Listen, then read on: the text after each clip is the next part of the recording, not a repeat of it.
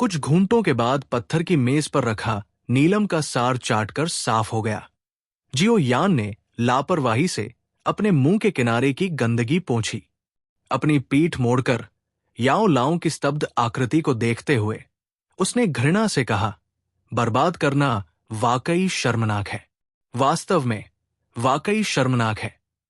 बिना कुछ कहे अपना सिर हिलाते हुए याओ लाओ ने अचंभित होकर अपना सिर हिलाया और फिर आग्रह किया, जाओ, जल्दी से पीछे हटो, नहीं तो वो छोटी सी चीज वापस आ जाएगी।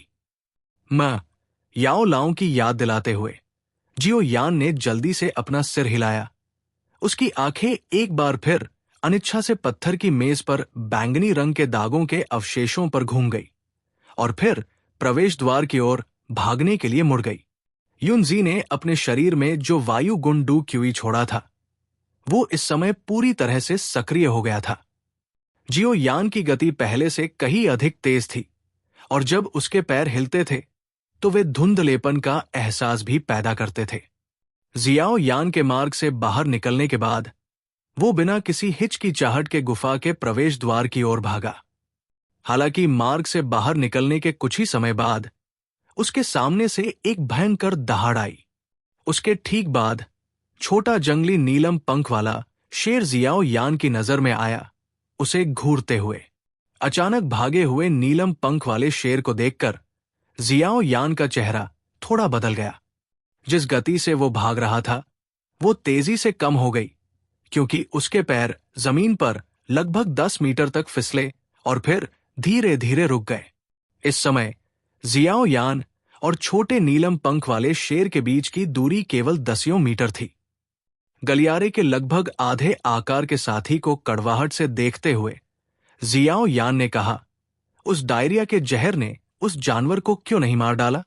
मुझे माफ करें, मैं फिर से भूल गया। छोटा नीलम पंख वाला शेर नीलम शेर जमसार के साथ पैदा हुआ था, इसलिए ये किसी भी समय बाद की स्थिति को समझ सकता है। चूंकि आपने नीलम क्रिस्टल को तोड़ दिया है, मुझे लगता है कि इससे ये चिंतित हो गया होगा।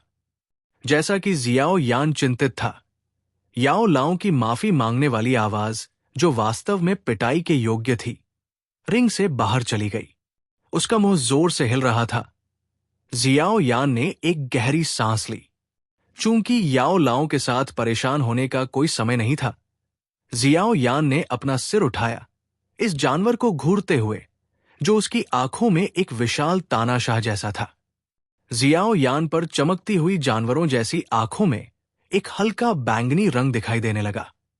बैंगनी क्रिस्टल की परत, जो उसके माता पिता की तुलना में पतली थी, चमकने लगी और बैंगनी चमक का उत्सर्जन करने लगी।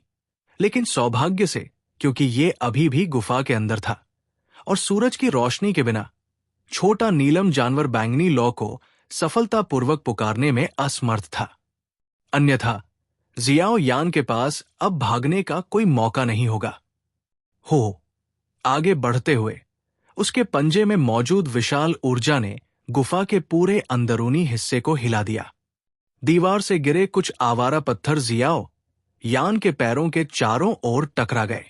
अपनी लार को निगलते हुए जियाओ यान ने अपने भारी जुआन शासक को पकड़ लिया, कुछ ताकत लगाई और इसे अपनी हथेलियों में घुमाकर अपने स्टोरेज रिंग के अंदर रख दिया। इस रैंक 3 के शीर्ष जादुई जानवर का सामना करते हुए जियाओ यान ने किसी भी ताकत को रोकने की हिम्मत नहीं की।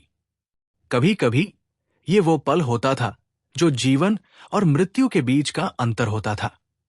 भारी शासक के शरीर से बाहर निकलने के बाद जियाओ यान को हल्का और अधिक फुर्तीला महसूस हुआ, जबकि उसके शरीर के भीतर डू क्यूई बहुत अधिक स्वाभाविक रूप से बह रहा था। बंधनों से बचने के बाद जियाओ यान के पूरे शरीर से असीम शक्ति निकल रही थी। हल्के से उछलते हुए जियाओ यान आखिरकार अपनी पहले की घबराहट की स्थिति से शांत हो गया और भागने का मौका तलाशने लगा। तीखे पंजे जमीन पर हल्के से घिसट रहे थे, जिससे कठोर जमीन पर कई छोटी छोटी दरारें पड़ गई थी। छोटा नीलम पंख वाला शेर एक बार फिर आगे बढ़ा। उसकी विशाल पूंछ जमीन पर जोर से टकराई। एक विशाल चट्टान टुकड़े टुकड़े हो गई और पूंछ की ताकत पर भरोसा करते हुए छोटा नीलम पंख वाला शेर दसियों मीटर आगे बढ़ा और जियाओ यान की ओर तेजी से झपटा। उस विशाल आकृति ने जमीन पर एक दमनकारी छाया छोड़ दी। अपना सिर उठाकर उस पहाड़ जैसे जानवर को देखते हुए जियाओ यान के घुटने थोड़े मुड़े। अपनी हथेलियों को ऊपर उठाकर मार्ग की छत की ओर एक भयंकर चूषण बल बाहर निकला। उसका शरीर सीधा ऊपर की ओर उड़ गया और छिपकली की तरह वो चट्टान की दीवार से चिपक गया। उस छोटे नीलम पंख वाले शेर को देखते हुए, जो अभी अभी बचा था, जियाओ यान ने अपनी चूषण शक्ति को बनाए रखते हुए चट्टान की दीवार को कसकर पकड़ लिया। इसके परिणाम स्वरूप उसका शरीर चट्टान की दीवार पर लटक गया। लेकिन इससे वो रुका नहीं और वो पागलों की तरह गुफा के निकास की ओर चढ़ता रहा। थोड़ी दूर चढ़ने के बाद छोटे नीलम पंख वाले शेर ने अपना सिर घुमाया और रेंगते हुए जियाओ यान को घूरने लगा। उसका विशाल मुंह खुला हुआ था, जबकि उसका सिर पीछे की ओर खिसक गया था और एक पल बाद बैंगनी लपटें जियाओ यान की ओर बढ़ी। अरे!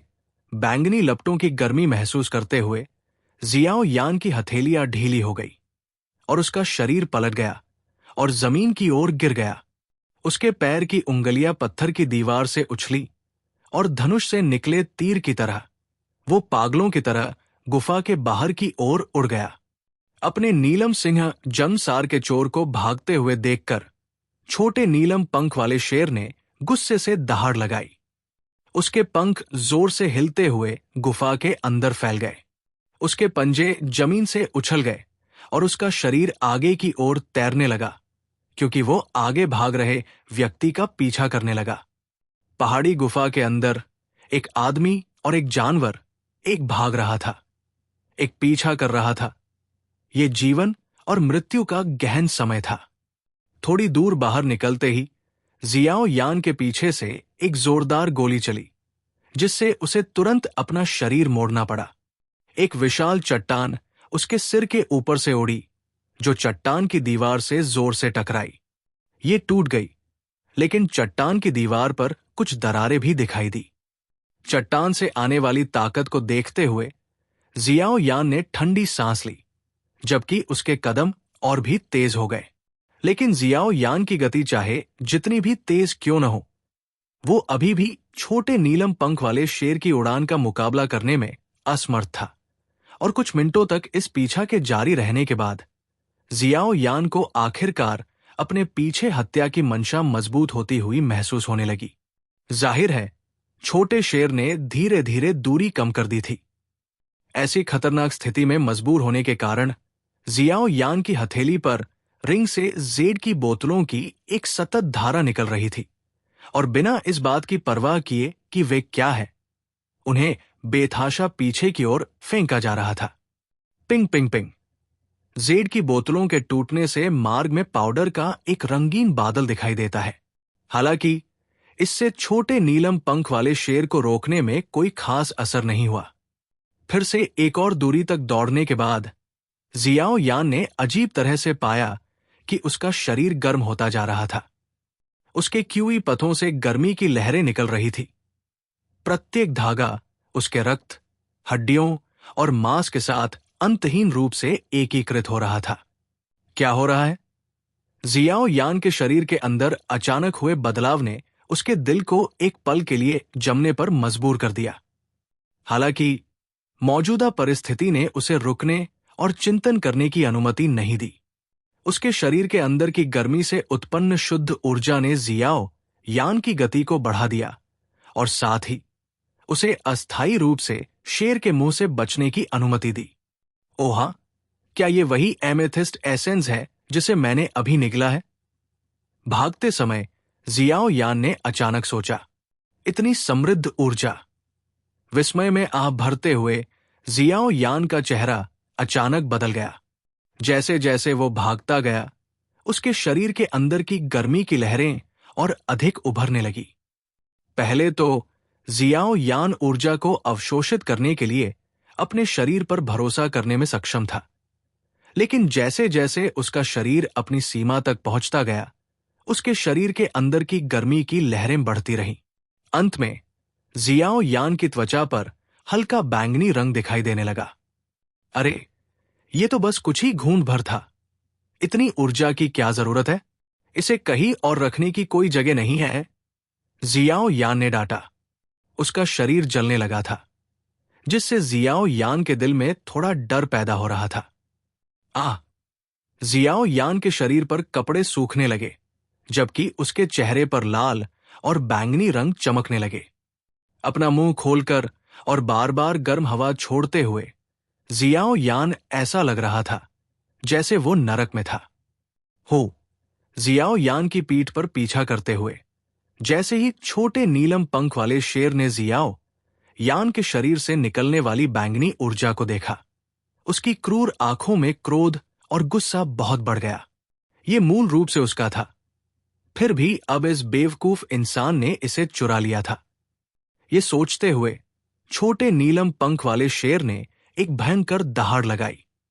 उसके पंजे जमीन पर तेजी से चले और उसके पंखों पर बैंगनी सार की मात्रा आसमान छूने लगी, जिससे जानवर की गति में विस्फोट हो गया। उसका विशाल सिर जियाओ यान की पीठ की ओर बढ़ा और इस स्थिति को देखते हुए अगर ये जुड़ जाता तो जियाओ यान के लिए अपने शरीर के विस्फोट से बचना मुश्किल होता। उसकी पीठ की ओर बढ़ रही पागल शक्ति को जियाओ यान ने पहचान लिया। लाल बैंगनी रंग का चेहरा अचानक घूम गया और दोनों हथेलियों पर बैंगनी क्यूई, फीका पीला डू क्यूई और हरा रंग का डू क्यूई एक साथ उभर आया। जियाओ यान की बाह पर 3 तरह की ऊर्जा इकट्ठी हुई और सभी छोटे नीलम पंख वाले शेर पर बरस पड़ी। धमाका! गुफा के रास्ते से एक बहुत बड़ी गर्जना गूंजी, जिससे कुछ आवारा चट्टानें हिल गई। पुची! बाह से निकली भारी ऊर्जा के कारण जियाओ यान का शरीर तुरंत बाहर निकल आया।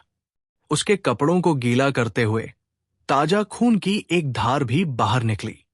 हालांकि जियाओ यान काफी दयनीय था, लेकिन उसकी कई ऊर्जाओं के विस्फोट के कारण जंगली छोटा नीलम पंख वाला शेर हवा में ही फट गया और कई चक्कर लगाने के बाद चट्टान की दीवार पर भारी रूप से गिर गया।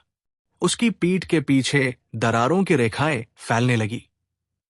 चट्टान के खंभे की सहायता से जियाओ यान ने तुरंत पीछे हटते हुए आखिरकार रुक गया।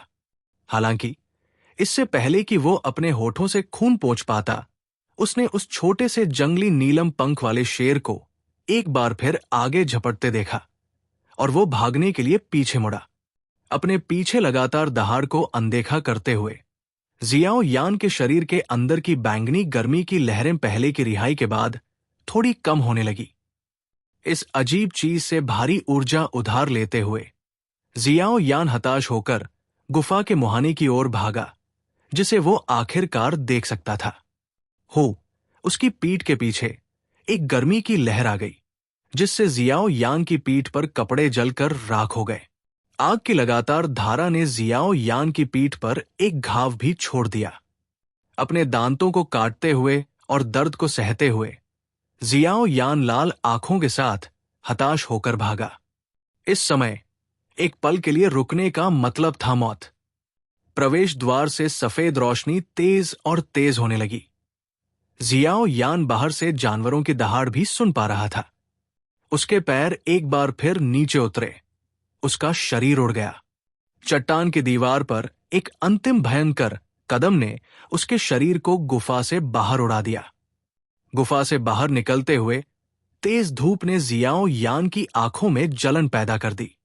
जैसे ही उसने अपने शरीर को हवा में घुमाने के लिए मजबूर किया, उसका चेहरा अचानक एहसास से भर गया।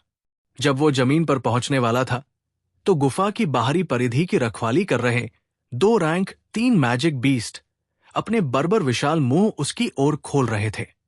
बेहद नजदीक बदबूदार विशाल मुंह को घूरते हुए जियाओ यान निराश हो गया।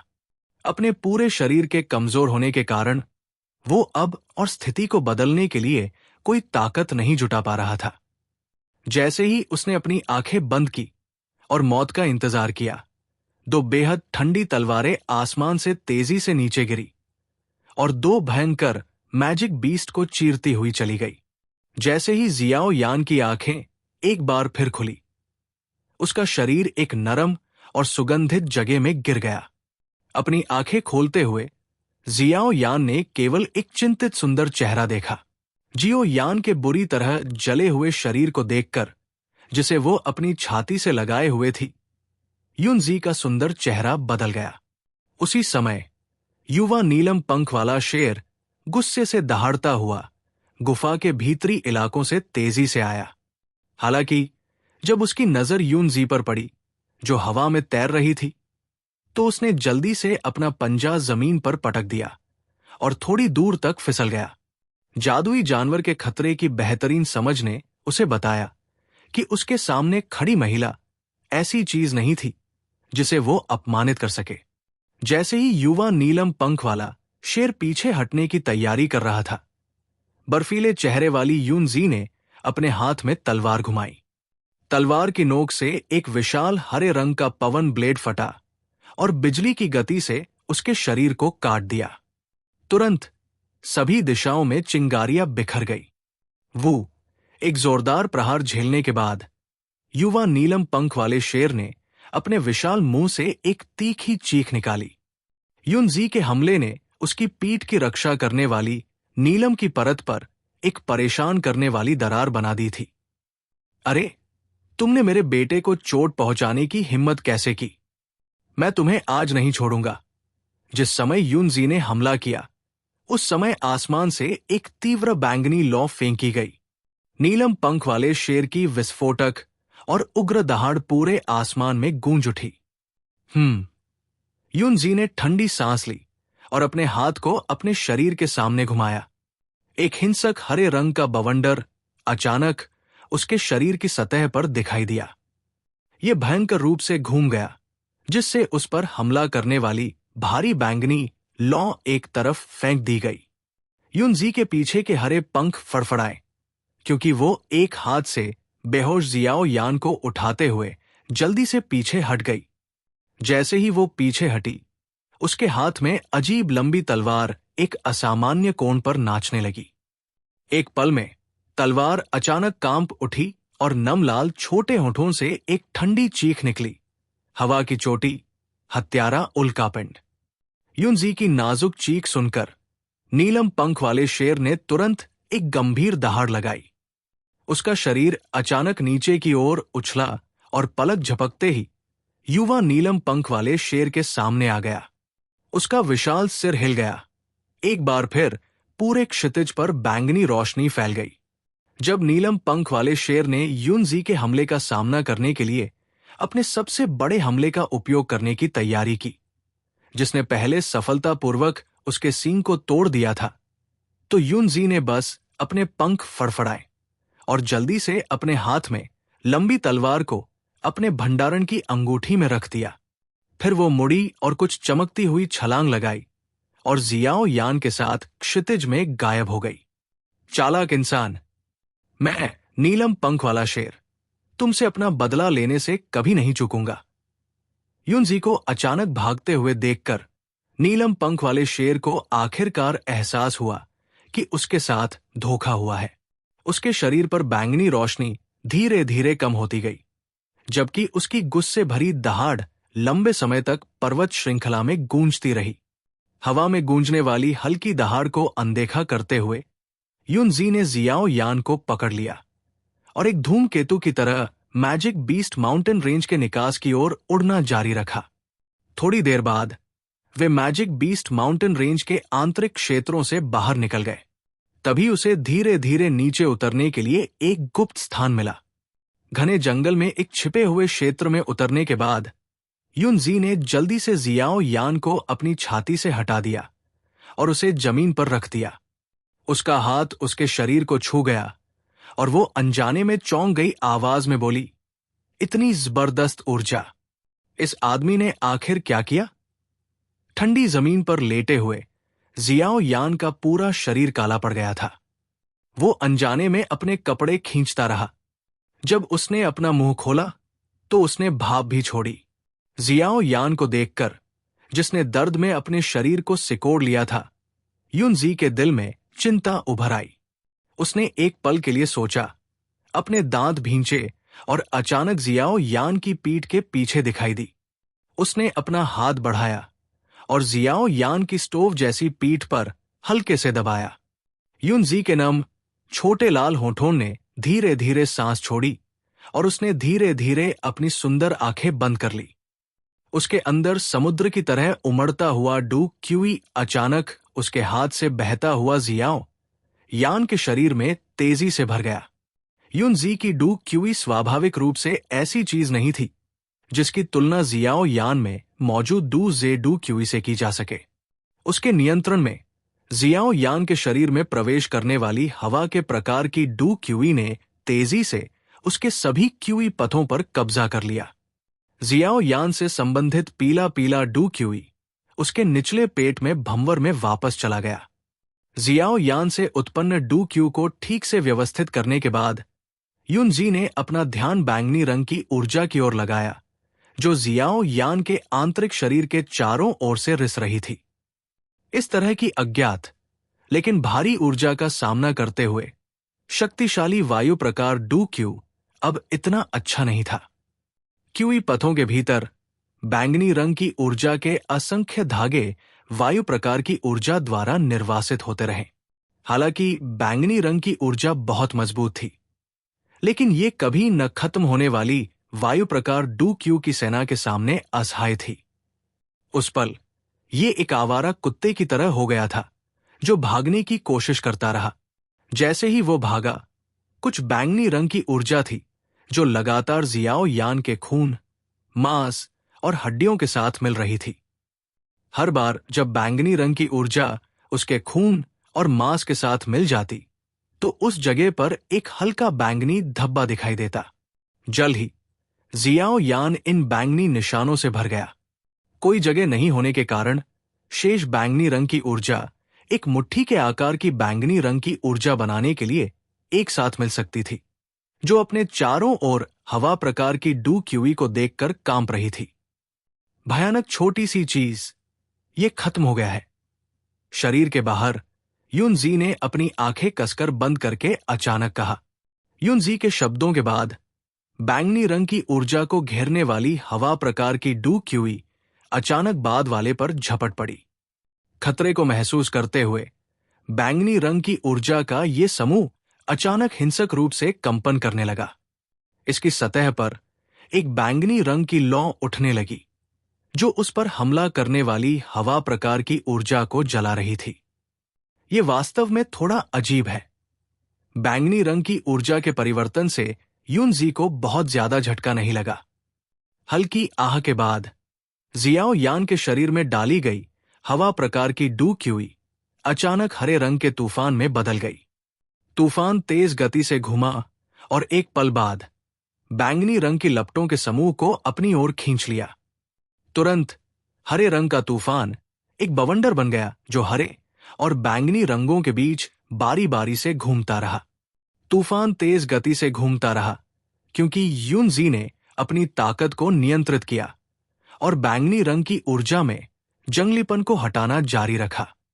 हटाए जाने के बाद जंगलीपन के बीज को तूफान द्वारा बाहर फेंक दिया जाएगा और बाहर हवा प्रकार की डू क्यूई की सेना द्वारा झुंड में भर दिया जाएगा जो इसे लगभग तुरंत नष्ट कर देगा। जैसे जैसे तूफान तेजी से घूमता गया, हरे और बैंगनी मिश्रण के भीतर का बैंगनी रंग फीका पड़ने लगा जब तक कि ये कोई खतरा नहीं बन गया। अचानक तूफान घूमना बंद हो गया और धीरे धीरे गायब हो गया। तूफान के गायब होने के बाद जियाओ यान के शरीर में एक पीली बैंगनी लौ दिखाई दी। बैंगनी रंग की लौ इस बार पहले की तुलना में स्पष्ट रूप से शांत थी। इसकी जंगली हमलावर विशेषता भी थोड़ी कम हो गई थी। अब ये जो कुछ भी थी वो संभवतः एक शुद्ध ऊर्जा थी जिसे लोग अवशोषित और परिष्कृत कर सकते थे। युनजी ने हल्के से आह भरी जब उसने पीली बैंगनी लौ को देखा।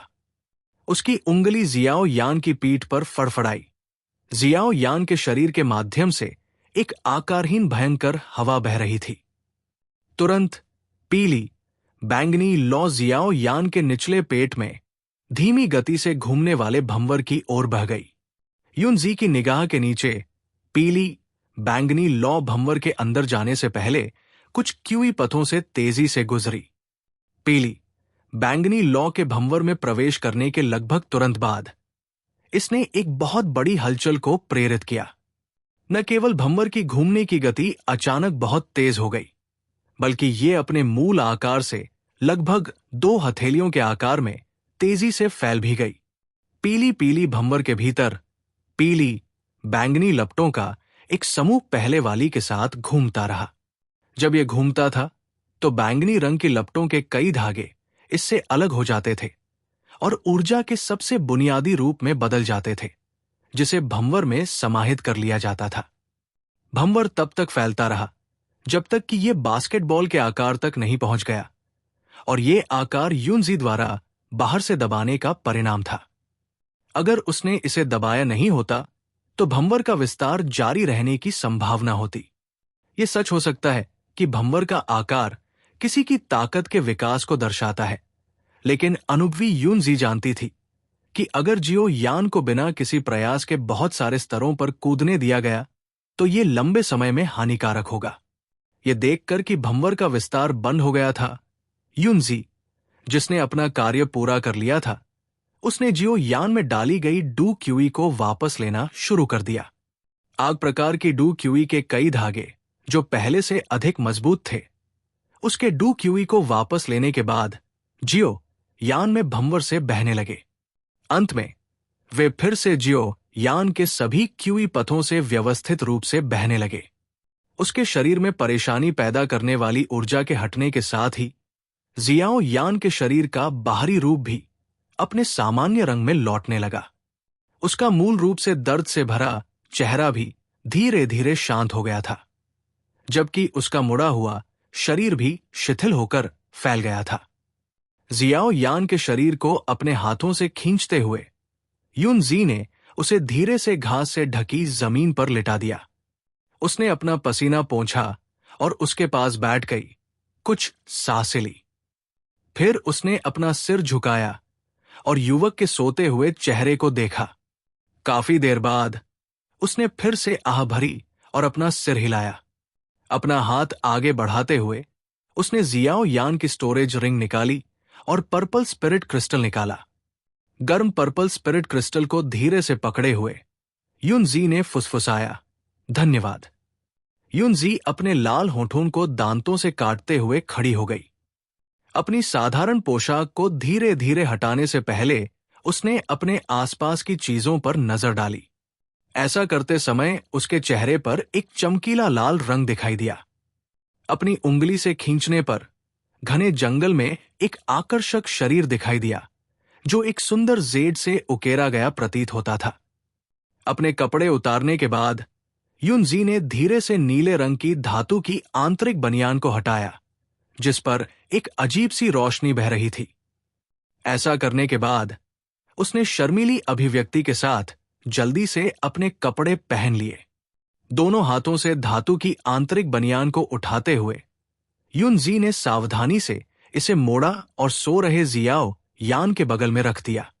एक नरम आवाज में उसने बुदबुदाया, ये समुद्र की कोर बनियान एक 3 पूंछ वाली नीली व्हेल, एक रैंक 6 समुद्री जादुई जानवर के पेट में बनाई गई अजीब धातु से बनाई गई थी।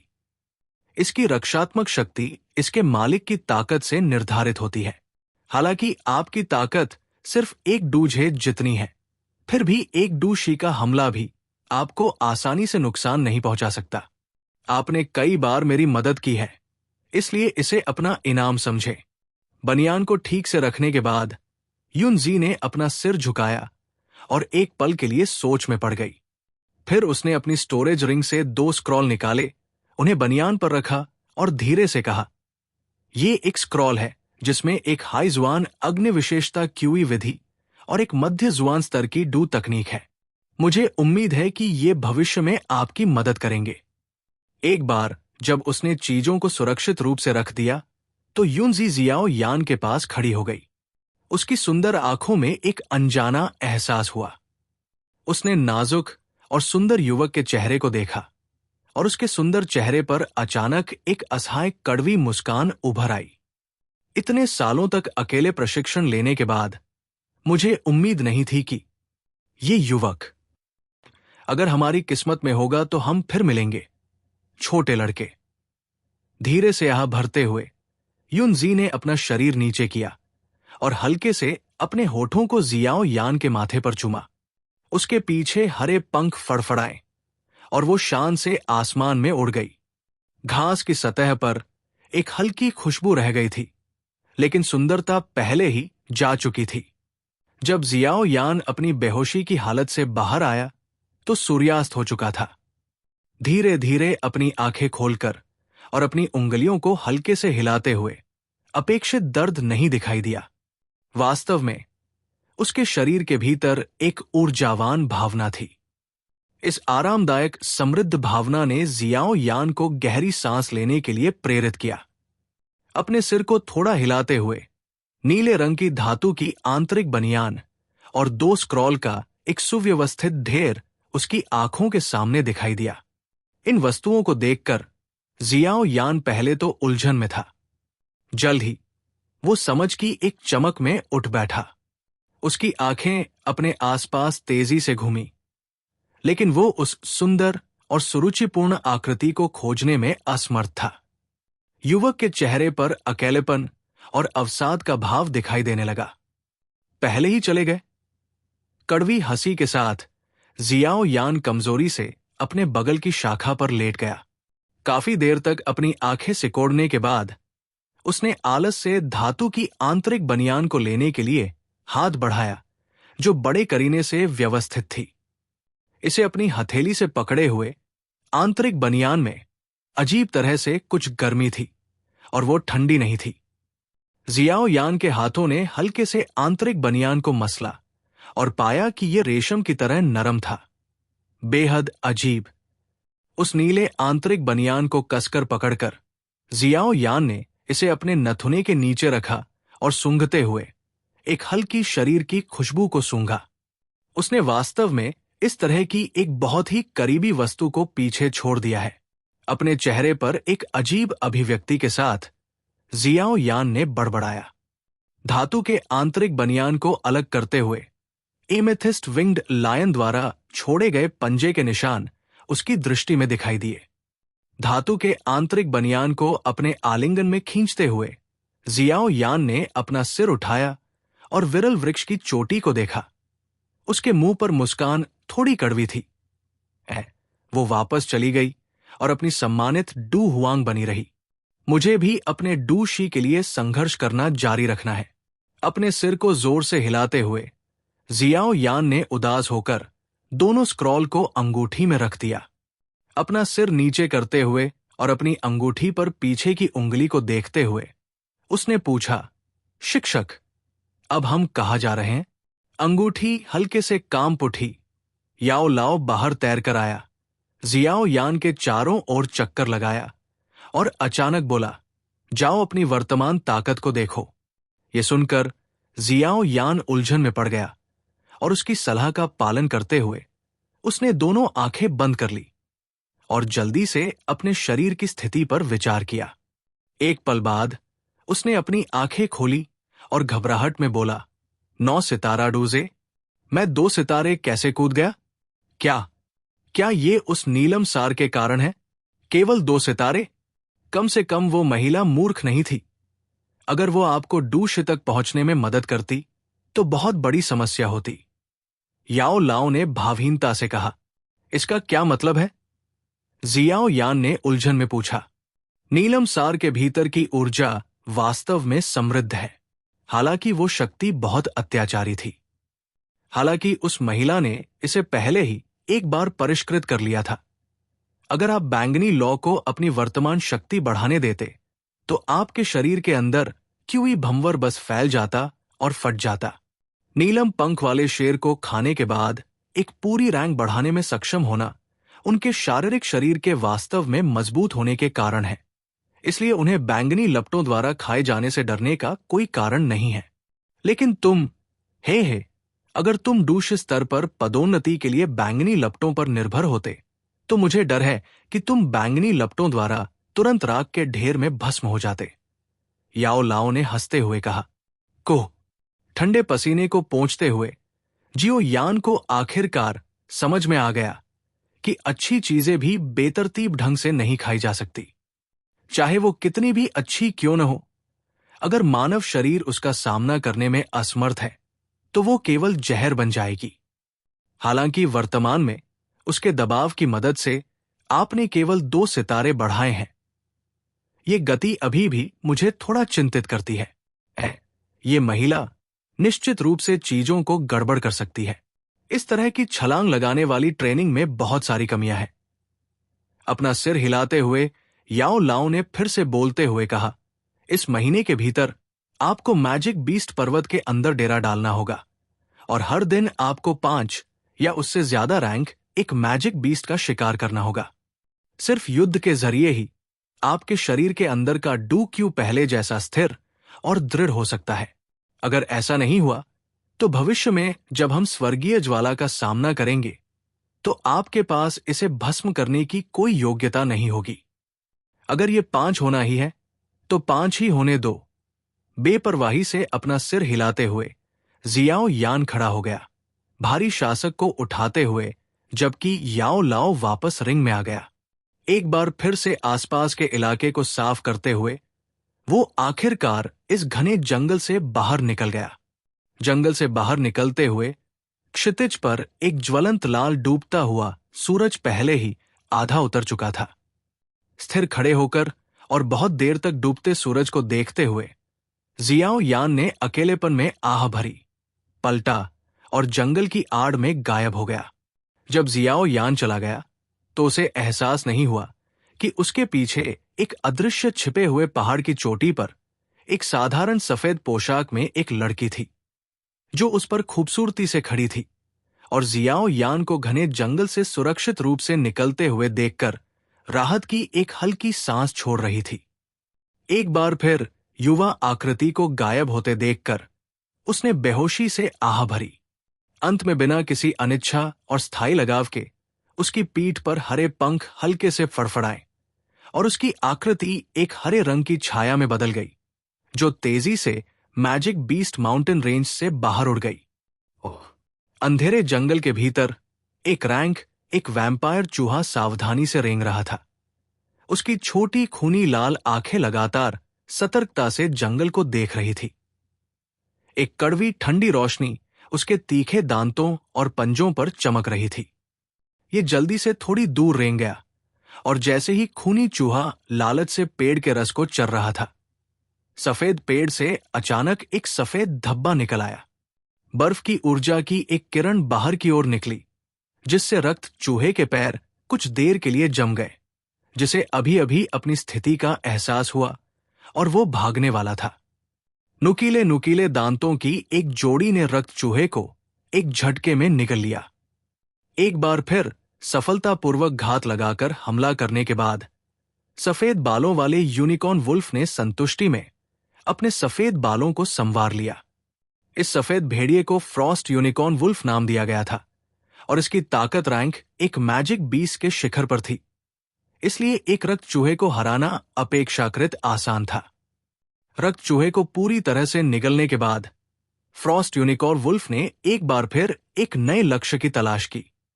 धमाका! एक दबी हुई आवाज के बाद फ्रॉस्ट वुल्फ के आसपास की पत्तियां अचानक आसमान की ओर उछली और भेड़िए पर बरस पड़ी।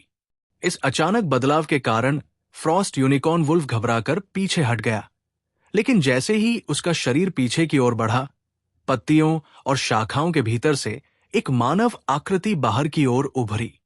एक क्रूर और बहुत बड़ी ताकत वाला मुक्का भेड़िए के मस्तिष्क पर बुरी तरह से लगा। इस क्रूर शक्ति के कारण फ्रॉस्ट यूनिकॉर्न वुल्फ के फर खड़े हो गए। उसके भयानक नुकीले मुंह से चीख निकली और उसके बाद एक सफेद बर्फ की ऊर्जा पागलों की तरह बाहर निकली। उस सफेद ऊर्जा ने कुछ पल के लिए मानव आकृति को घेर लिया।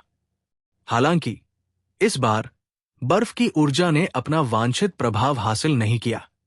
उस मानव आकृति पर बैंगनी डू क्यूई की धारियों के साथ एक फीका पीला रंग दिखाई दिया और इस तीव्र गर्म अग्नि प्रकृति वाले डू क्यूई के तहत बर्फ की ऊर्जा मानव आकृति को जमा नहीं पाई और सफेद भाप का एक बादल बन गई जो जल्दी से बिखर गई।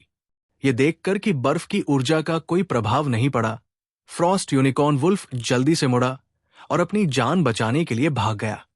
मानव आकृति बर्फ की ऊर्जा से बाहर निकली और हताश होकर भाग रहे फ्रॉस्ट यूनिकॉर्न वुल्फ को देखने लगी। उसके पैर अचानक अजीब तरह से मुड़ गए और फिर से जमीन पर कदम रखा, जबकि वो अपने मुंह से धीरे से चिल्लाया, विस्फोट करने वाले कदम। उस चीख के साथ उस मानव आकृति के पैरों से वास्तव में एक पीली पीली चमक उभरी और हल्के चमकते पीले पैरों के साथ उसने भारी कदम जमीन पर रखे। उस क्षण जहां पैर जमीन के संपर्क में थे, वहां से विस्फोट जैसी आवाज आई। उसी समय वो आकृति एक पागल गति से बाहर की ओर बढ़ी, जैसे कि धनुष से निकला हुआ तीर, थोड़ा अविश्वसनीय। उस कदम के बाद आकृति ने कुछ और कदम उठाए और हर बार जब उसके पैर जमीन पर पड़ते तो विस्फोट जैसी आवाज होती। 8 आवाजें सुनाई दी, 8 कदम। सिर्फ उन 8 कदमों के साथ आकृति वास्तव में फ्रॉस्ट यूनिकॉर्न वुल्फ को पीछे छोड़ गई, जो अपनी गति के लिए जानी जाती थी। फ्रॉस्ट यूनिकॉर्न वुल्फ के ऊपर से छलांग लगाते हुए उस आकृति ने अपना शरीर घुमाया और भेड़िए के सिर पर बेरमी से मुक्का मारा। उस क्षण फ्रॉस्ट यूनिकॉर्न वुल्फ की गति रुक गई और एक दबी हुई आवाज के साथ कठोर भेड़िए का सिर फट गया और सभी दिशाओं में फैल गया। फ्रॉस्ट यूनिकॉर्न वुल्फ को बेअसर करने के लिए केवल एक मुक्का का इस्तेमाल करते हुए आकृति ने अपना सिर उठाया, जिससे एक युवा का स्पष्ट और सुंदर रूप सामने आया। ये जियाओ यान था, जो पर्वत श्रृंखला में प्रशिक्षण ले रहा था। आज के जियाओ यान में एक महीने पहले की तुलना में एक अतिरिक्त कठोरता थी और उसके शरीर में खूनी भावना व्याप्त थी। जाहिर है, हर दिन 5 या उससे अधिक जादुई जानवरों का शिकार करने से जियाओ यान फिर से नया बन गया। खून खराबे से गुजरने के बाद किसी में भी कुछ न कुछ बदलाव जरूर होता है। एक महीने के शिकार और प्रशिक्षण के बाद जियाओ यान के शरीर के अंदर मौजूद डू क्यूई, जिसने याओ लाओ को थोड़ा चिंतित कर दिया था, आखिरकार स्थिर हो गया और शांत हो गया। एमेथिस्ट एसेंस से आने वाली ऊर्जा के धागों को जियाओ यान ने अपने निचले पेट के क्यूई भंवर में कई बार परिष्कृत किया और लगभग आधे से सिकुड़ने के बाद ही शोधन आखिरकार बंद हुआ। हालांकि क्यूई भंवर सिकुड़ता हुआ दिख रहा था, जियाओ यान को स्पष्ट रूप से समझ में आ गया था कि वर्तमान में वह एक महीने पहले की तुलना में उससे कहीं आगे निकल गया है। इस महीने के दौरान जियो यान ने मध्य जुआन रैंक डू तकनीक का प्रशिक्षण लिया, जिसे यू जी ने एक स्क्रॉल में छोड़ दिया था, और यह कौशल विस्फोटक कदम था जिसका जियो यान ने उपयोग किया था।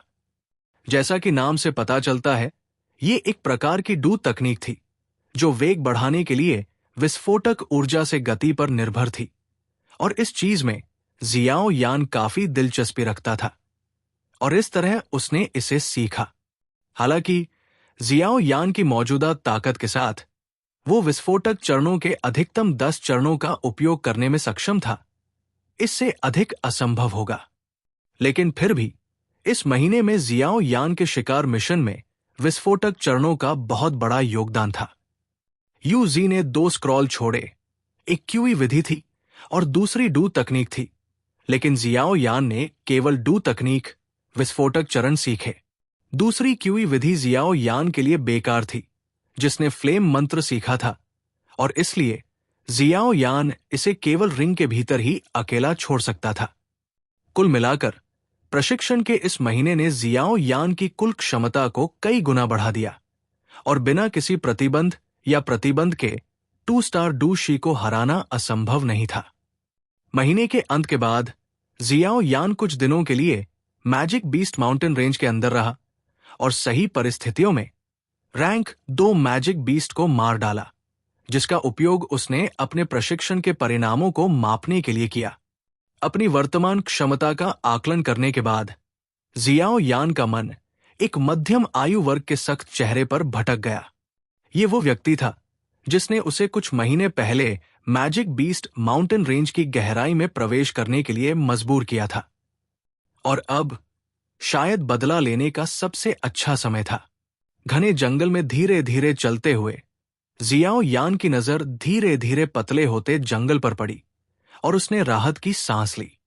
वो वर्तमान में मैजिक बीस्ट माउंटेन रेंज के बाहरी किनारों पर था। अगर वो कुछ दूर तक चलता रहा तो उसे कुछ भाड़े की कंपनियां मिल सकती थी जो मैजिक बीस्ट का शिकार करने के लिए पर्वत श्रृंखला में घुसी थी। अपना सिर उठाकर जियाओ यान ने थोड़ा अंधेरा आसमान देखा और अनजाने में भौहें सिकोड़ ली। ऐसा लग रहा था कि उसे एक बार फिर पर्वत श्रृंखला में रात बितानी पड़ेगी। अपना सिर हिलाते हुए जियाओ यान ने अपनी पीठ पर भारी जुआन रूलर को थपथपाया। यह पूरी तरह से एक काले कपड़े से लिपटा हुआ था।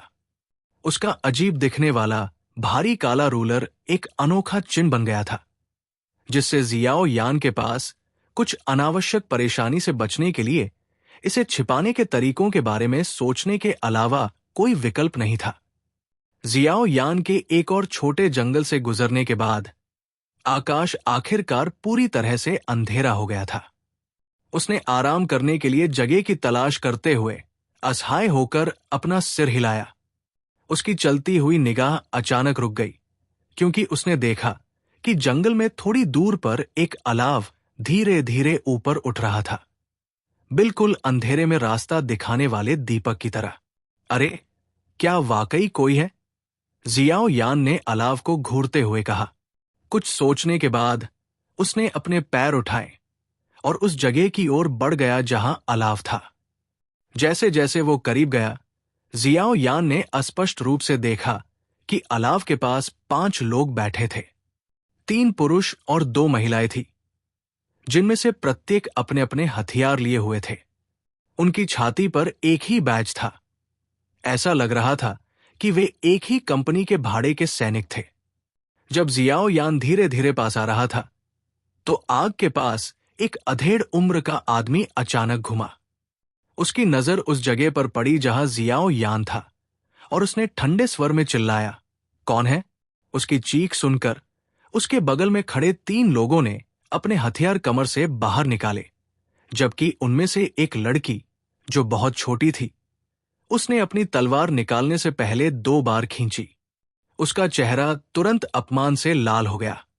कृपया घबराए नहीं, मैं बस एक राहगीर हूं जिसने अलाव देखा और चला आया। एक अंधेरे और ठंडे पेड़ के पीछे से एक मुस्कुराता हुआ युवक दिखाई दिया। यह साबित करने के लिए कि उसका कोई बुरा इरादा नहीं था, उसने जानबूझकर अपने खाली हाथ हिलाए। जियाओ यान के युवा चेहरे को देखकर 5 लोग स्पष्ट रूप से शांत हो गए। अधेड़ उम्र का आदमी मुस्कुराने और बोलने ही वाला था कि एक बिगड़ैल युवती की आवाज उस युवती के मुंह से निकली, जिसे अभी कुछ देर पहले अपनी तलवार खींचने में कठिनाई हो रही थी। ऐसा लग रहा था कि वो अपनी शर्मिंदगी से अपना गुस्सा जियाओ यान पर निकालना चाहती थी। क्या तुम्हें कोई शिष्टाचार नहीं आता? चुपचाप किसी दूसरी भाड़े की कंपनी के क्षेत्र में घुसना। क्या तुम हमारी बातचीत को सुनने की कोशिश कर रहे हो? बिना किसी कारण के झूठे आरोप लगाए जाने पर जियाओ यान ने अपनी भौहें सिकोड़ी और लड़की की ओर देखा। उसके रूपरंग से वो जियाओ यान से लगभग 1 साल छोटी लग रही थी। आग की रोशनी से लाल हुआ उसका चेहरा सुंदर लग रहा था, लेकिन उसका हाव भाव बिगड़ा हुआ और अनुचित था। यहां तक कि उसने जो लहजा इस्तेमाल किया वो भी बहुत अच्छा नहीं था।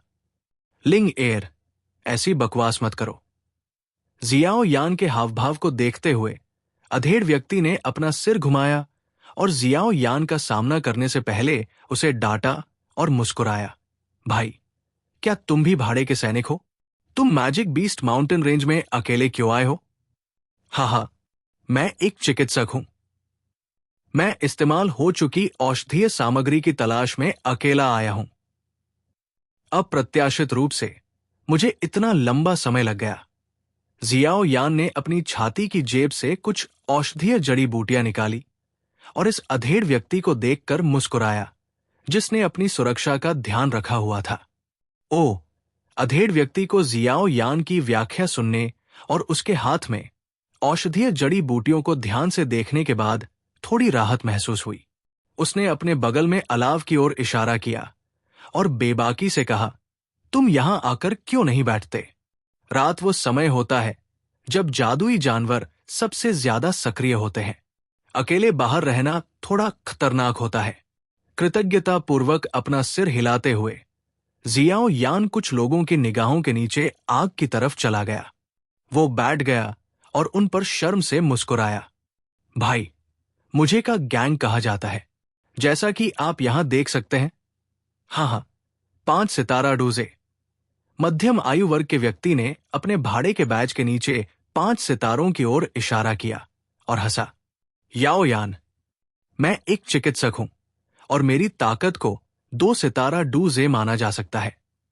जियाओ यान ने अपनी आंखें झपकाई और मुस्कुराया। तुम में बहुत हिम्मत है।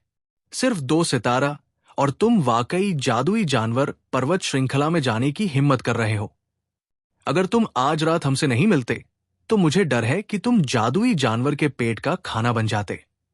जियाओ यान की ताकत सुनकर लिंग एर के नाम से जानी जाने वाली युवा लड़की तुरंत तिरस्कार से हंस पड़ी। जियाओ यान ने हल्के से मुस्कुराया। अपने चरित्र के आधार पर उसने स्वाभाविक रूप से उसे अनदेखा कर दिया और अपनी नजर दूसरी महिला और 2 पुरुषों पर डाली। मुस्कुराते हुए उसने कहा, याओ यान 2 सितारा डूजे, किंगशिन 4 सितारा डूजे।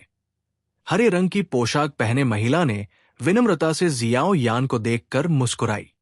मोशी 4 सितारा डूजे। हाँ भाई, तुम मुझे शेर कह सकते हो। कुछ हद तक मजबूत शरीर वाले एक आदमी ने जियाओ यान को एक ईमानदार मुस्कान दी। टीएल शी जी का हिस्सा, जिसका अर्थ है शेर। जियाओ यान ने आखिरी आदमी को देखकर मुस्कुराया और उस युवा लड़की को देखा जो खुद से बेहद खुश थी। अचानक उसे एहसास हुआ कि वह इस राजकुमार की पूजा करती दिख रही थी। उस पूजा के भीतर एक युवा लड़की का क्रश भी था। यह केवल अपेक्षित था। उसके जैसी लड़कियों को सबसे ज्यादा पसंद है चमकते कवच में शूरवीर जिनके पास ताकत और रूप दोनों थे, बिल्कुल मूल लैंड की तरह। पार्टियों के बीच एक संक्षिप्त परिचय के बाद वे खुद को ढीला करने लगे। बातचीत के दौरान का गैंग के नाम से जाने जाने वाले मध्यम आयु वर्ग के व्यक्ति ने जियाओ यान से कुछ सवाल पूछे जो स्वाभाविक तरीके से एक चिकित्सक से संबंधित थे। जब जियाओ यान ने उनका सही जवाब दिया तो का गैंग में संदेह का आखिरी टुकड़ा दूर हो गया और उनमें से कुछ ने बातचीत शुरू कर दी। अपनी बातचीत के दौरान जियाओ यान को यह जानकर आश्चर्य हुआ कि ये लोग 3 बड़ी भाड़े की कंपनियों में से एक ब्लडी बैटल मर्सनरी ट्रूप के सदस्य थे। यह भी कहा गया कि लिंग एर नाम की युवा लड़की भाड़े की कंपनी के उच्च अधिकारियों में से एक की बेटी थी। कोई आश्चर्य नहीं कि वो बिगड़ैल और अनुचित थी। ब्लडी बैटल मर्सनरी कंपनी की ताकत के साथ वो वास्तव में जो चाहे कर सकती थी। एक दूसरे से परिचित होने के बाद जियाओ यान ये नहीं भूला कि वो क्यों आया था। कभी कभी वो लापरवाही से वुल्फ हेड मर्सनरी कंपनी की खबरों और किंगशान टाउन की मौजूदा स्थिति पर कुछ सवाल पूछ लेता था। उन सवालों के बारे में जिनके जवाब कोई रहस्य नहीं थे, का गैंग ने कुछ भी नहीं छिपाया। वुल्फ हेड मर्सनरी कंपनी की मौजूदा स्थिति और उनके कुछ कार्यों के बारे में बात करते हुए वो मुस्कुराया। का गैंग के मुंह से खबर सुनने के बाद जियाओ यान ने आखिरकार एक सुकून भरी सांस ली। सौभाग्य से उसे पकड़ने के लिए 3 भाड़े की कंपनियों के साथ मिलकर काम करने की उसकी भविष्यवाणी सच नहीं हुई। अब उसकी ताकत के साथ एकमात्र वुल्फ हेड मर्सनरी कंपनी से डरने की कोई बात नहीं थी। जियाओ यान शुरू में अपनी जरूरत की जानकारी प्राप्त करने के बाद वहां से जाना चाहता था, लेकिन का गैंग के उत्साही निमंत्रण को ठुकरा नहीं सका। उसने का गैंग के इरादे के साथ चलते हुए रात को शिविर स्थल पर आराम किया। बेशक जब वो आराम कर रहा था तो अपनी गलती के कारण शर्मिंदा लड़की बार बार उस पर हमला कर रही थी। हालांकि जियाओ यान इतना आलसी था कि उसे उसकी परवाह नहीं थी। वो तंबू में घुस गया, अपना सिर नीचे करके सो गया, जिससे छोटी लड़की नाराज हो गई और अपने पैर पटकने लगी। रात शांति से गुजरी। जैसे ही आसमान धीरे धीरे चमकने लगा, जियाओ यान आराम से शिविर से बाहर निकल गया। उसने का गैंग और अन्य लोगों को सामान पैक करते देखा और मदद करने के इरादे से मुस्कुराते हुए जल्दी से आगे बढ़ा। ओह, क्या तुम आखिरकार जाग गए? हमने रात भर पहरा देते हुए कड़ी मेहनत की, लेकिन तुम बस अब तक सोए रहे। क्या युवा स्वामी हो? उसके पास जाने से पहले सुबह की हवा में छोटी लड़की की ठंडी आवाज सुनाई दी। कमर पर हाथ रखे युवती की ओर देखे बिना ही जियाओ यान बस का गैंग को तंबू पैक करने में मदद करने के लिए आगे बढ़ गया। अगर उसने तंबू के चारों ओर उच्च श्रेणी के जादुई जानवरों का मल नहीं बिखेरा होता, तो क्या उसने वास्तव में सोचा था कि पिछली रात इतनी शांति से गुजरेगी? युवती की भौहें तब उठीं जब उसने देखा कि जियाओ यान उसे अनदेखा कर रहा है। अगर मुलान ने उसे रोका नहीं होता तो वो फिर से उसका अपमान करती। तंबू पैक करने के बाद जियाओ यान कुछ दूर तक दूसरों के पीछे चला गया, क्योंकि वे उसी दिशा में जा रहे थे। जियाओ यान ने थोड़ी दूर पर बड़ी सड़क को देखा और अनजाने में मुस्कुरा दिया। उस समय वो वहां से अपनी जान बचाने के लिए भागने लगा था।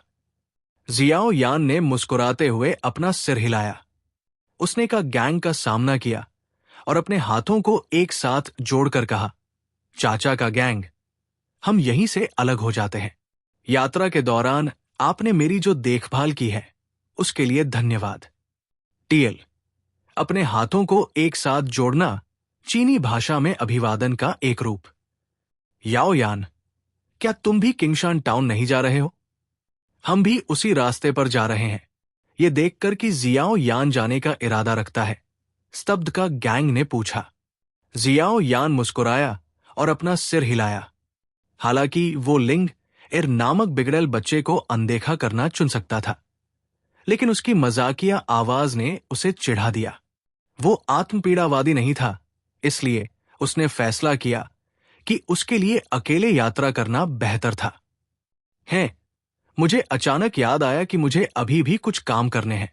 मुझे डर है कि मुझे आधे दिन के लिए यहां रुकना पड़ेगा। आप सभी को आगे बढ़ना चाहिए। चलो चलते हैं। अंकल का गैंग, उस सामान को साथ लाने में क्या मजा है? 2 सितारे हो, उसकी तुलना मेरे साथ भी नहीं की जा सकती। बिगड़ैल बच्चे ने जल्दी से का गैंग को रोक दिया जैसे ही वो अपना मुंह खोलने और बोलने वाला था। का गैंग असहाय होकर अपना सिर हिलाते हुए केवल जियाओ यान की ओर माफी मांगते हुए मुस्कुरा सकता था और घूम गया। जब उसने ऐसा किया तो वो चुप हो गया और भौहें सिकोड़ते हुए बोला, कितना बदकिस्मत। हम वास्तव में इस चिड़चिड़े आदमी से मिल गए। ये शब्द सुनकर जियाओ यान, जो जाने वाला था, अपनी नजर मुख्य सड़क की ओर घुमाने से खुद को रोक नहीं सका। एक सींग वाले घोड़ों पर सवार 7 या 8 आदमियों का एक समूह सर पर दौड़ता हुआ आया।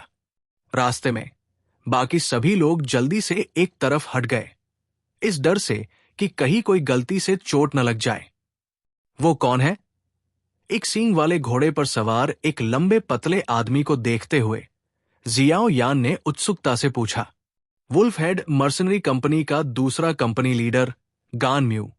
का गैंग ने कड़वी हंसी में कहा, यह आदमी हमेशा हमें परेशान करता है। जब भी हम उससे मिलते हैं कुछ भी अच्छा नहीं होता। इसके अलावा ये आदमी 9 सितारा डूजे है, हम उसे हरा नहीं सकते। वुल्फ हेड मर्सनरी कंपनी का दूसरा कंपनी लीडर। ये सुनकर जियाओ यान कुछ पल के लिए स्तब्ध रह गया। एक पल बाद उसके चेहरे पर मुस्कान उभर आई। ये आदमी फिर से, अंकल का गैंग, चलो जल्दी से चलते हैं, जल्दी करो। घोड़े पर सवार उस आदमी को सरपट दौड़ता देख बिगड़ैल युवती का चेहरा सफेद पड़ गया और उसने घबराई हुई आवाज में कहा। उसके घबराए हुए चेहरे को देखकर जियाओ यान ने धीरे से अपना सिर हिलाया। निश्चित रूप से एक दुष्ट व्यक्ति को दूसरे दुष्ट व्यक्ति द्वारा प्रताड़ित किया जाएगा। जब कुछ लोग बातचीत कर रहे थे तब तक लंबा पतला आदमी पहले ही वहां पहुंच चुका था। उसने अपनी नजर का गैंग और दूसरों पर डाली और मुस्कुराया। अरे, क्या ये ब्लडी बैटल मर्सिनरी कंपनी का गैंग नहीं है? अच्छा, क्या तुम इस बार मैजिक बीस्ट माउंटेन रेंज में घुसकर कुछ हासिल करने में कामयाब रहे? का गैंग ने अपनी भौहों को कसकर एक साथ दबाया और उसे अनदेखा कर दिया। जब उसने देखा कि का गैंग चुप है, तो दुबले पतले आदमी को कोई आपत्ति नहीं हुई। उसने अपनी नजर लिंग एर की ओर घुमाई, जो छिपने की कोशिश कर रही थी। उसने अश्लीलता से अपनी जीभ चाटी और शानदार ढंग से मुस्कुराते हुए कहा, लिंग एर और भी आकर्षक होती जा रही है। मुझे तुम्हारी जैसी युवा लड़कियां सबसे ज्यादा पसंद है। हाँ, उनका स्वाद बहुत बढ़िया है। तुम्हें भविष्य में अकेले नहीं रहना चाहिए। हाँ, लंबे पतले आदमी की अश्लील हंसी सुनकर लिंग एर का शरीर कांप उठा। वो जल्दी से का गैंग की पीठ के पीछे छिप गई। बोलने के लिए अपना मुंह खोलने की हिम्मत नहीं जुटा पाई। हाँ, आज मेरे पास कुछ जरूरी काम है, इसलिए मैं अब तुम्हारे साथ नहीं खेलूंगी। हाँ, अगली बार जब हम मिलेंगे तो मैं इतना अच्छा नहीं रहूंगा। युवा लड़की को परेशान करने के बाद लंबा पतला आदमी जोर से हंसा और अपने घोड़े को चाबुक से पीटकर चला गया। लंबे पतले आदमी को जाते देख का गैंग और बाकी लोगों ने राहत की सांस ली। हालांकि जैसे ही लंबा पतला आदमी जल्दी से चला गया, सड़क के किनारे एक विस्फोट हुआ। उसी समय एक काली आकृति बिजली की तरह सेकंड कंपनी लीडर की ओर बढ़ी। मानव आकृति एक पल में घोड़े के ऊपर आ गई। उसने अपना शरीर घुमाया और बेरमी से अपने दाहिने पैर को लंबे पतले आदमी की ठोड़ी पर मारा। तुरंत ही घोड़े का शरीर हवा में उछला और जोर से जमीन पर गिर पड़ा। गुर्ग, मुंह से ताजा खून निकला। इससे पहले कि लंबा पतला आदमी कुछ कर पाता, एक पैर उसकी छाती पर आ गया और एक नौजवान की हल्की हंसी धीरे धीरे सुनाई दी, बस यही रहो, इससे मुझे बाद में तुम्हें ढूंढने की परेशानी से छुटकारा मिल जाएगा। सब कुछ एक झटके में हुआ और का गैंग और बाकी लोगों के चेहरे अनजाने में ही चौंक गए, क्योंकि उन्होंने देखा कि गणम्यू अचानक किसी के पैर के नीचे आ गया है। यह खास तौर पर तब हुआ जब उनकी नजर गणम्यू के शरीर पर पैर रखने वाले पैर पर गई और ऊपर की ओर चली गई। उनकी स्तब्ध निगाहें जम गई। अत्यधिक अहंकारी गणम्यू एक पल में ही किसी ऐसे व्यक्ति में बदल गया था जिस पर किसी और का पैर अचानक से पड़ गया था। इस 180 डिग्री के बदलाव ने न केवल का गैंग और अन्य लोगों को चौंका दिया, बल्कि गणम्यू के पीछे के अधीनस्थों के चेहरे पर भी स्तब्ध भाव प्रकट किए। विशाल सड़क पर कई राहगीर गणम्यू को घूर रहे थे, जो जियाओ यान के पैर के नीचे था और अपने विचारों को पुनः प्राप्त नहीं कर पा रहे थे। एक पल में शोरगुल वाली सड़क जानलेवा खामोशी में बदल गई थी। काफी देर बाद का गैंग और उसका समूह आखिरकार होश में आया। उन्होंने गणम्यू को देखा, जो जियाओ यान के पैर के नीचे कसकर दबा हुआ था, और एक दूसरे को देखा। क्या ये पहले वाला वही 2 सितारा डूझे था? उसने जो विस्फोटक गति और ताकत दिखाई, उससे लगता है कि इस युवक की भयावह ताकत गणम्यू के 9 सितारा डूझे से कम नहीं होगी। हाँ, ऐसा लगता है कि हम सभी गलत थे। अपना सिर हिलाते हुए का गैंग ने कड़वी मुस्कान के साथ आह भरी। ऐसा लग रहा था कि वो युवक अपनी ताकत छिपा रहा था। का गैंग के शरीर के पीछे छुपकर लिंग एर भी इस अचानक बदलाव से चौंक गई। उसकी नजरें उस युवक पर टिकी थी जिसने आसानी से गणम्यू को अपने पैरों तले दबा रखा था, जिसे उसके पिता भी नहीं हरा पाए थे। उसे उम्मीद नहीं थी कि जिस युवक का वह दिन भर बार बार मजाक उड़ाती रही, उसमें इतनी ताकत होगी। उसके प्रति उसके रवैये को याद करते हुए लिंग एर के सुंदर चेहरे पर पहली बार खुद का मजाक उड़ाने वाली मुस्कान उभरी। कोई आश्चर्य नहीं कि उसने उसकी बातों को अनसुना करने का नाटक किया, भले ही उसने उसका कितना भी मजाक उड़ाया हो। शायद उसके दिल में वो एक जोकर की तरह अपना शो कर रही थी।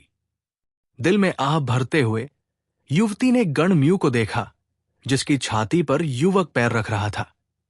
सुबह की धूप में युवक का कद बहुत लंबा दिखाई दे रहा था और उसके चेहरे पर गर्म मुस्कान से पता चल रहा था कि वो किसी को मार नहीं रहा था, बल्कि अपने अच्छे दोस्त के साथ सौहार्दपूर्ण बातचीत कर रहा था।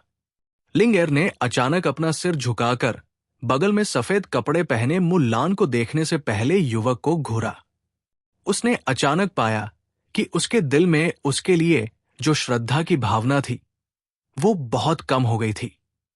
खांसी, खांसी। गन म्यू के मुंह से तेज खांसी के साथ थोड़ा खून निकला। तभी उसका दिमाग आखिरकार अपनी उलझन भरी स्थिति से जागा। चौड़ी आंखों से उसने अपने ऊपर खड़े युवक को घूरा और फुसफुसाया, छोटे कमीने, क्या तुम अच्छी तरह जानते हो कि मैं कौन हूं? वुल्फ हेड मर्सनरी कंपनी का दूसरा कंपनी लीडर। अपना सिर हिलाते हुए जियाओ यान ने मुस्कुराते हुए जवाब दिया, माफ करें, लेकिन मैं इसलिए आया हूं क्योंकि मुझे आपकी पहचान के बारे में पता है। गन म्यू की आंखें थोड़ी सिकुड़ गई क्योंकि वो इस मुस्कुराते हुए नाजुक और सुंदर चेहरे को गौर से देख रहा था। एक पल बाद उसके दिमाग में एक विचार आया। कुछ महीने पहले के युवक का चेहरा धीरे धीरे उसके सामने वाले व्यक्ति के चेहरे के साथ मिल रहा था। तुरंत उसकी हतप्रभ आवाज अनायास ही चिल्ला उठी, तुम जियाओ यान हो? क्या तुम्हें मैजिक बीस्ट माउंटेन रेंज के अंदरूनी इलाकों में नहीं खदेड़ा गया था? तुम अभी भी जीवित क्यों हो? जब गान म्यू के शब्द उसके मुंह से निकले तो आसपास के लोगों की आवाजें शोर में बदल गई। उस समय वुल्फ हेड मर्सनरी कंपनी ने जियाओ यान नामक युवक का पीछा करने के लिए अपनी पूरी ताकत लगा दी ताकि उसे मारने की कोशिश में मैजिक बीस्ट माउंटेन रेंज के अंदरूनी इलाकों में पहुंच सके। अप्रत्याशित रूप से युवक पर्वत श्रृंखला के अंदरूनी इलाकों से जीवित बाहर निकलने में कामयाब रहा, जिसे मृत्यु क्षेत्र के रूप में भी जाना जाता था। जियाओ यान, वो वास्तव में जियाओ यान है जिसने वुल्फ हेड मर्सनरी कंपनी में उथल पुथल मचा दी है। एक तरफ का गैंग का चेहरा सदमे से भरा हुआ था। उसके और उसके समूह के लिए मैजिक बीस्ट माउंटेन रेंज में इस प्रसिद्ध अफवाह वाले व्यक्ति के साथ चलने में सक्षम होना पूरी तरह से अप्रत्याशित था। उसे मार डालो, सार्वजनिक रूप से अपमानित होने के कारण गण म्यू का चेहरा और भी अधिक खतरनाक हो गया। उसके विस्फोटक आदेश पर उसके अधीनस्थों ने उग्र भाव धारण करते हुए जल्दी से अपने हथियार निकाले और उसे मारने के प्रयास में जियाओ यान पर हमला किया। उसी समय गण म्यू के शरीर से एक हल्के हरे रंग की डूब क्यूई तेजी से उठी। उसकी मुट्ठियां धीरे धीरे मुरझाती लकड़ी के रंग में बदल गई और एक धीमी चीख के साथ जियाओ यान के बछड़े की ओर टूट पड़ी। विस्फोट करने वाले कदम जियाओ यान के दिल में पुकार के बाद जियाओ यान के पैरों पर एक हल्की पीली ऊर्जा तेजी से बनी और उसने तेजी से गान म्यू की छाती पर कदम रखा। जियाओ यान का शरीर फिर उन कुछ भाड़े के सैनिकों की ओर बढ़ा जो अपने घोड़ों पर सवार थे। ग्रुग, विस्फोटक कदमों से निकलने वाली विस्फोटक शक्ति ने गान म्यू की छाती पर एक जोरदार धमाका किया। बढ़ते बल ने सीधे उसके मुंह से एक और मुंह ताजा खून थूक दिया। गान म्यू कांपते हुए खड़ा हुआ और अपनी पीठ से एक स्टील की छड़ खींची। क्रोध में दांत पीसते हुए वो जियो यान पर टूट पड़ा। जियाओ यान, जो हवा की तरह तेजी से आगे बढ़ा था, पल भर में कुछ पहरेदारों की सुरक्षा को भेद कर निकल गया। अपने दाहिने हाथ से भारी जुआन शासक की मूठ पकड़कर जियाओ यान ने अचानक उसे खींच लिया और उसे काले कपड़े की सीमा से मुक्त कर दिया। विशाल शासक का शरीर क्षैतिज रूप से बाहर की ओर टूट गया, जिससे कुछ भाड़े के सैनिक एक साथ जमीन पर गिर गए और खून की खांसी करने लगे। लगभग 2 से 3 बार आदान प्रदान में लगने वाले समय में जियाओ यान ने 5 सितारा डू जेस की ताकत के साथ कुछ भाड़े के सैनिकों को आसानी से हरा दिया। फिर उसने धीरे से मुड़कर देखा कि गान म्यू अपने हाथों में एक धातु की छड़ और अपने शरीर को ढके एक हल्के हरे रंग के डू क्यूई के साथ उस पर हमला कर रहा है। अपने दाहिने हाथ से भारी जुआन शासक को पकड़े हुए जियाओ यान एक पल के लिए रुका, इससे पहले कि उसके पैर एक बार फिर हिंसक रूप से जमीन पर गिरे। एक धमाकेदार आवाज के साथ जियाओ यान का शरीर आगे की ओर उछला और पलक झपकते ही गान म्यू के सामने था। उसने भारी जुआन रूलर पर अपनी पकड़ थोड़ी मजबूत की और बेहद क्रूर बल के साथ गण म्यू पर बेरमी से हमला किया। हवा के तेज झोंके की वजह से गण म्यू का सफेद चेहरा और भी बदसूरत हो गया। हमले से बचने में असमर्थ उसने जल्दी से अपनी धातु की छड़ को कसकर पकड़ लिया और अपने शरीर में मौजूद डू क्यू को झटके से बाहर आने दिया। धमाका। सड़क पर दो धातु की वस्तुओं के टकराने की आवाज सुनाई दी, जिसने सभी का ध्यान अपनी ओर खींचा। धातु की छड़ और भारी रूलर के टकराने के लगभग तुरंत बाद उन पर मौजूद अत्यधिक ऊर्जा के कारण गण म्यू का शरीर इस हद तक नीचे धंस गया कि उसके पैरों के पिछले हिस्से जमीन में धंस गए। धमाका। गण म्यू को अपने होंठ काटते और सहते हुए देखकर जियाओ यान ने ठंडी हंसी निकाली। उसने अपने शरीर से डू क्यू का एक और टुकड़ा निकाला और उसे काले भारी जुआन रूलर में डाल दिया। क्रैक। भारी काले रूलर की बढ़ती ताकत के साथ गन म्यू के हाथ में धातु की छड़ पर धीरे धीरे कुछ दरारें दिखाई दी। एक पल बाद दरार की रेखाएं तेजी से फैल गई और धातु की छड़ आखिरकार एक स्पष्ट ध्वनि के साथ टूट गई।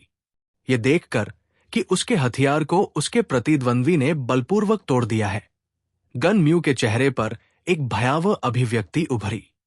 उसके शरीर ने एक अजीब वक्र बनाया और उसके पैर जल्दी से पीछे हट गए। क्लैंग। धातु की छड़ को तोड़ने के बाद भारी जुआन रूलर नीचे की ओर काटना जारी रखता है और जमीन में एक गहरा निशान बना देता है। जियाओ यान ने अपनी आंखें उठाई क्योंकि उसने देखा कि गन म्यू हमले से बच रहा है। उसके पैर एक बार फिर हिंसक रूप से जमीन पर पड़े। एक विस्फोटक ध्वनि के साथ उसका शरीर पीछे हटते हुए गन म्यू की पीठ के पीछे बिजली की चमक की तरह दिखाई दिया। उसने मुस्कुराया, अपना दाहिना पैर पीछे खींचा और जोरदार तरीके से एक लात मारी जो गन म्यू की पीठ पर एक हिंसक बल लेकर आई। ग्रूग। एक बार फिर से एक और जोरदार प्रहार खाने के बाद गन म्यू का मूल रूप से सफेद चेहरा बहुत पीला पड़ गया। खून का एक और कौर हिंसक रूप से बाहर थूका गया। लौकी की तरह उसका शरीर 10 मीटर से अधिक समय तक जमीन पर लुढ़का और बेहद भयानक स्थिति में था। मुख्य सड़क पर हर कोई जो गण म्यू को जियो यान द्वारा पीटा जा रहा देख रहा था, चुपके से ठंडी हवा में सांस ले रहा था।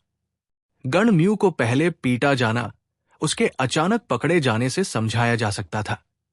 हालांकि सीधे टकराव की इस श्रृंखला ने सभी को यह बता दिया था कि काफी कम उम्र के दिखने वाले इस युवक की ताकत गण म्यू से कहीं ज्यादा थी। वो वास्तव में इतनी कम उम्र में 9 सितारा डूझे को हरा सकता है। भविष्य में वो कितना मजबूत होगा। क्या भयावह प्रतिभा है। वुल्फ हेड मर्सनरी कंपनी वास्तव में ऐसे व्यक्ति के साथ खिलवाड़ करने के लिए बदकिस्मत है। जो यान की लड़ाई के निर्णायक मामले को देखकर हर कोई अपने दिल में ईर्ष्या के साथ आहें भरने से खुद को रोक नहीं सका। लौकी की तरह 10 चक्करों से अधिक समय तक जमीन पर लुढ़कने के बाद गण म्यू आखिरकार अपने पैरों पर वापस आ गया। उसने अपने आसपास की उपहासपूर्ण निगाहों को देखा और उसकी आंखें अनायास ही लाल हो गई।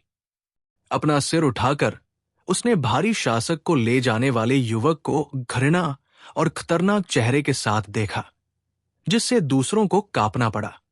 छोटा कमीना, अगर तुम मेरे हाथों में पड़ गए तो मैं तुम्हें मौत से भी बदतर स्थिति में पहुंचा दूंगा। गान म्यू की कर्कश आवाज ने ठंडे स्वर में कहा, मुझे नहीं लगता कि तुम्हें यहां से जिंदा निकलने का मौका मिलेगा। जियाओ यान मुस्कुराया। उसकी आंखें भी उसी अंधेरे और बर्फीले हत्या के इरादे से भरी हुई थी।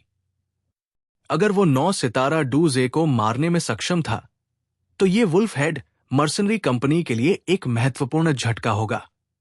चाहे कुछ भी हो जाए, वो निश्चित रूप से इस आदमी को जिंदा वापस नहीं आने देगा। गान म्यू ने ठंडे स्वर में उपहास किया, लेकिन उसका दिल थोड़ा बेचैन था। जियाओ यान ने पहले जो ताकत दिखाई थी उसने उसके अहंकार को चकनाचूर कर दिया था। उसने अपने आसपास की चीजों पर नजर डाली और जब उसकी नजर लिंग एर पर पड़ी जो उससे थोड़ी ही दूरी पर थी, तो उसके मुंह के कोने पर एक भयावह मुस्कान उभर आई। कुछ समय पहले से ऐसा लग रहा था कि जियाओ यान का गैंग के समूह के साथ था और यह संभावना थी कि वे एक दूसरे को जानते हों। अगर वो जियाओ यान से बचना चाहता था तो उसे कुछ कम से कम ईमानदार तरीकों के बारे में सोचना होगा। जब उसका विचार इस बिंदु पर पहुंचा तो गण म्यू ने अपना शरीर हिलाया और अचानक का गैंग के समूह की ओर दौड़ पड़ा। जैसे ही गण म्यू का शरीर हिला का गैंग के समूह को तुरंत एहसास हुआ कि कुछ गड़बड़ है। हालांकि गण म्यू की गति कुछ ऐसी थी जिसकी तुलना उनमें से कोई भी नहीं कर सकता था। जैसे ही उन्होंने अपना बचाव तैयार किया, गण म्यू का शरीर अचानक मुड़ गया और अनुभवहीन लिंग एर की ओर दौड़ पड़ा। लिंग एर, सावधान, का गैंग ने जल्दी से पुकारा जब उसने देखा कि गण म्यू अचानक दिशा बदल रहा है। उसकी पुकार सुनने के बाद ही लिंग एर ने अपनी सुस्त नजर जियाओ यान से हटाई। जब उसने देखा कि गण म्यू खतरनाक तरीके से उसकी ओर झपट रहा है तो उसका छोटा चेहरा घबराहट से भर गया। हालांकि उसका शरीर जम गया था और हिलने में असमर्थ था। छोटी लिंग एर, हाँ, चलो आओ और चाचा के साथ खेलो। छोटी लड़की के चेहरे पर घबराए हुए भाव को देखकर गण म्यू के दिल में कामुकता उमड़ पड़ी और वो अश्लीलता से हंसा। लिंग एर डर के मारे पीछे की ओर जमीन पर गिर पड़ी जब उसने देखा कि गान म्यू उसके आसपास ही है। उसका पीला चेहरा कांपता रहा। वो अच्छी तरह जानती थी कि गान म्यू ने जिन लड़कियों को पकड़ा था उनका क्या हश्र होने वाला है। युवा लड़की के डर को देखकर गान म्यू और भी ज्यादा उत्साहित हो गया। हालांकि जब वो उसे पकड़ने के लिए तैयार हुआ तो एक भारी रूलर लिए एक युवक भूत की तरह युवती के सामने प्रकट हुआ। अपनी आंखें ऊपर उठाते हुए जियाओ यान ने अपना सिर थोड़ा हिलाया और धीरे से कहा, वुल्फ हेड मर्सनरी कंपनी वास्तव में कचरे से भरी हुई है। उस कथन के साथ जियाओ यान ने भारी जुआन रूलर पर अपनी पकड़ मजबूत की और उसे एक भयंकर ऊर्जा से भर दिया। ये एक काली छाया में बदल गया और तेजी से क्षैतिज रूप से बाहर की ओर झूल गया। धमाका! गान म्यू की भयभीत आंखों के नीचे रूलर बेरमी से उसकी छाती पर टूट पड़ा।